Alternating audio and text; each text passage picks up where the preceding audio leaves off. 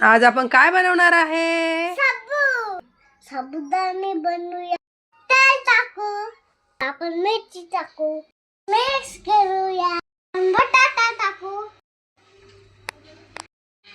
Mix करूया. भाजून घेऊ. आता आपण साबुदाणे टाकू, शेंगदाणा कूट टाकू. आता आपण मिक्स करू. आता आपण मीठ टाकू. आता आपण मिक्स करूया. याला गॅसवर ठेवून ना तयार करूया आणि या मग खाऊया.